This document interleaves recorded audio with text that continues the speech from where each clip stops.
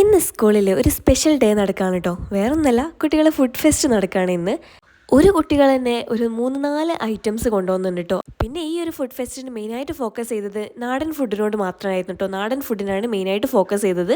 അപ്പം നാടൻ ഫുഡ് കൂടെ തന്നെ ഒരുപാട് വെറൈറ്റീസ് ഓഫ് ഐറ്റംസ് കുട്ടികൾ കൊണ്ടുവന്നുണ്ട് കേട്ടോ. ഈ ഒരു തട്ടുകട കണ്ടോ, കുഞ്ഞുമോളുടെ തട്ടുകട എന്ന് പറഞ്ഞിട്ട് അത് 2ാം ക്ലാസ്സിലെ മക്കൾക്ക് വേണ്ടിയിട്ട് ഉണ്ടാക്കിയതാണ് കേട്ടോ. അവരെ പാഠഭാഗവുമായിട്ട് ബന്ധപ്പെട്ട ഒരു ആക്ടിവിറ്റിയും കൂടിയാണ് ഈ ഒരു തട്ടുകട എന്ന് പറയുന്നത്. അപ്പോൾ 2ാം ക്ലാസ്സിലെ മക്കളെ സാധനങ്ങളൊക്കെ ആ ഒരു തട്ടുകടയിലാണ് കേട്ടോ എല്ലാം റെഡിയാക്കി വെച്ചിട്ടുണ്ടായിരുന്നത്. നാടൻ ഫുഡ് ആയതുകൊണ്ട് തന്നെ ഈ ചക്ക, പൂള, പിന്നെ അതുപോലെ തന്നെ നമ്മൾ ഈ ഈന്തൊന്നും ഇപ്പം കാണാൻ പോലും കിട്ടലില്ല കേട്ടോ.